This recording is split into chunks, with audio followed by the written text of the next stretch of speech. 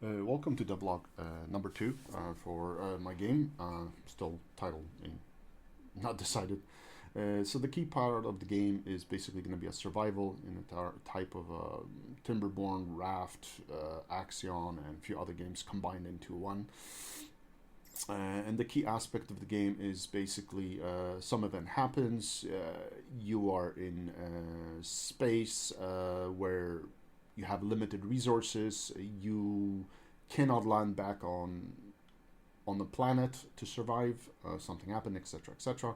But the key thing is you need to collect enough ship parts to survive whatever's happening in the system. You'll see that later. And the key thing of the game is the ability to see on the inside of the ship. That's how you build things to further enhance the production or research or etc. etc. So that will allow you to build different parts on the inside so that you can further survive.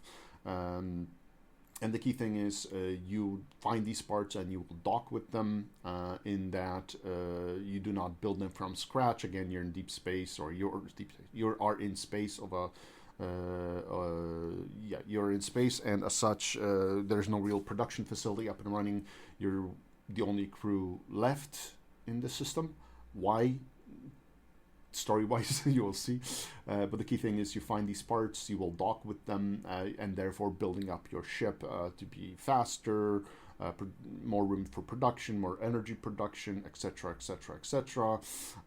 You will have research capabilities so that you can go and do things. So, for example, right now, docking with one of the engines, this will allow you the ability to go faster than normal, right? Faster than the main ship. The main ship was just basically based on some of the concept designs for some of the not SDOs, single stage orbits, but some of the ideas of next shuttle, basically. Again, everything is going to be updated significantly over the time, GUI and all that. But the key thing is, as you connect and disconnect from any of these components, you will enhance your overall ship, be it storage. So, for example, right now you see that the core storage of my ship is about 13, let's say, tons or kilograms, or I don't know, 13 units. There's limited production. It produces 5 out of 5 megawatts, and it consumes no megawatts. Again, that will be fixed.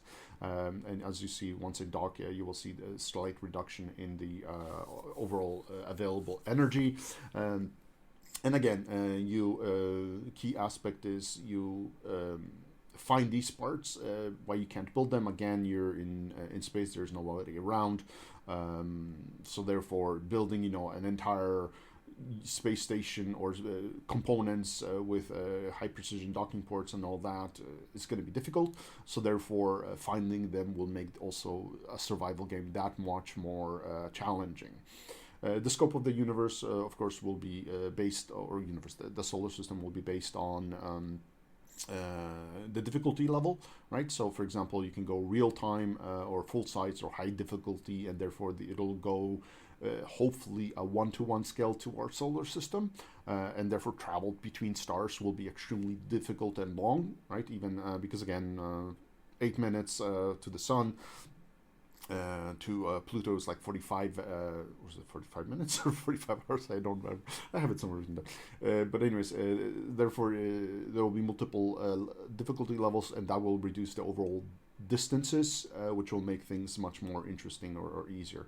Anyway, so now I'm connecting to a core docking module, and I'm guessing right now, at least the idea is that you can only initially dock with this part of a ship, and it will connect to other components. This will reduce or have the ability that the rest of the components are still docked to a component that can still manage the overall items. So, for example, you need to quickly disconnect and maybe move things around. This will allow you to disconnect without dismantling the entire components that are behind you, right? Again, the design of the docking port right now, hexagonal, might go back to circular. Just try to make slightly something different, but the more I look at it, the less interesting it looks. So it might get it aligned. Anyway, so blue, by the way, means ready to dock. Right now it's just a snapping. You can see on the inside, it lit up the lights because all components, once you dock with them, they activate and therefore have certain components. But the idea is that when you disconnect from this core component, like right now I'm going to be docking with the solar panel, so you can see right now production is 5, so the bottom number, maximum production is 5, let's say megawatts, 5 megawatts. So as I connect to the panels, those numbers will go up, and that will allow you to connect other components that will function, right? As those components, of course, will have their own weight, they will have their own storage capability. Also, you can see my storage went from 13 up to 46 on most of the components, right? So 46 tons, because again, that core module has the room to store. And again, anything you produce, any of the components will have their own weight, so that way it's not that you have infinite storage capability. No, everything weighs, therefore you will not be able to have that. As I said, all components will have some form of animation to initiate or show that they're active. So for right now, I'm going to be docking with the solar panels. So once I dock with them, again, ignoring the snapping, they unfurl and whatnot, they should point always towards the sun, etc., except in the upcoming solar storms. So right now I'm just docking with the core hub module, where all key things will take place, such as the actual research, production of survival material like food, water, air, etc., plating to repair the ship's components and things like that once the storms hit. So those will be the primary modules where all things take place, right? Once you dock, you will see that there's going to be a you can see on the inside, again, currently there's no graphics or anything yet in the sense of indicating that, but there will be abilities to install modules that will enhance certain things, like right now the robot just going back and forth just for the fun of it. But the key thing is, once you click anywhere, again, there'll be a menu or something like that to indicate here you can install that, and then now you installed a module that produces either oxygen or converts water right into ice, ice into water, etc., or does improve research or anything else, right? One of the key things here is these modules, there are multiple levels of them, right? Level 1, 2, 3, 4, whatever, that can be unlocked in order to produce, faster, things like that, right? So 1 wide is the weakest one. A 2 slot, a 3 slot, or 4 slot item will be, of course, producing, will have enhanced production facilities. So like a 1-to-1 or 2-to-1 or whatever, right? Going back to just connections, you can connect to any of these modules. So there'll be right now, these are just the core basic modules for the testing purposes. There will be tons more. And right now everything's flat plane, right? So everything is on a singular plane to reduce, again, partially for the development aspect, but later on, hopefully, maybe I can switch on to full 3D to make it that much more complex. But the key thing is, as you can see, solar panels are nicely moving, though they're not adjusting properly. There's, again, just core animation and all that. Everything requires to be updated. Again, this is still more of a prototype. So as you travel, etc., you have to watch out for hitting things and things like that. That will cause damage. That will need to be repaired by the droids.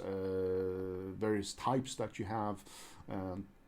Based on or inspired by some of the old science fictions and all that, or new science fictions that currently exist. So there will be different designs. Those robots will be able to do different things or enhance certain things, but I'll leave that for a later point. So anyway, so here's one of the space stations, again, all abandoned. All you can do is go on board and collect resources, or the droids will, and now, actually, what I did is I activated a storm. You can see everything went red. There's an incoming wave of energy, basically the solar storm, right? Which is a potential title of the game, Solar Storm or SolWinds.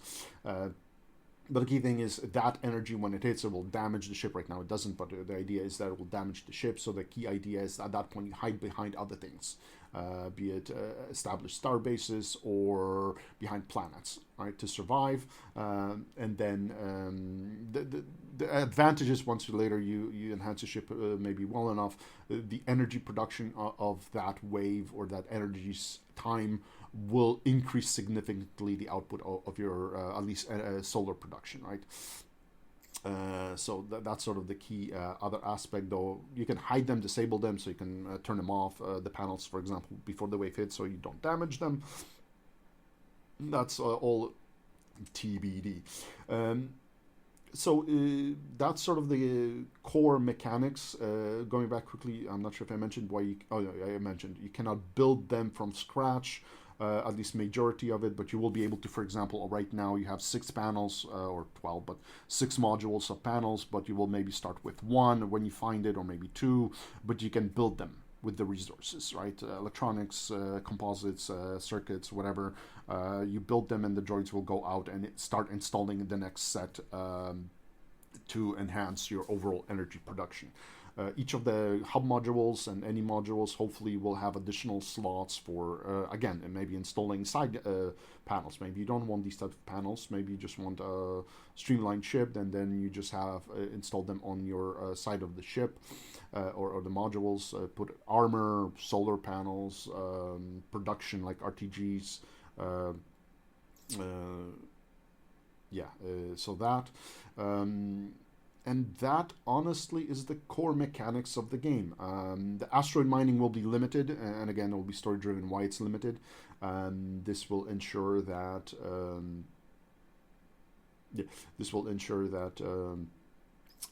it produces, it forces you to really manage your resources. Again, all story aspects will explain that aspect, why there's limited resources, but the key thing is down at the bottom you can see object scan, 8 or 6 eyes, 2 biomaterials found in the asteroid you previously scanned or you looked forward at, right? Now, again, there will be some animation around that later on, etc., etc. So that's sort of the core game. Survival, graphics, again, they're TBD in the sense of, do I go for realistic, right, in a sense of deep space, dark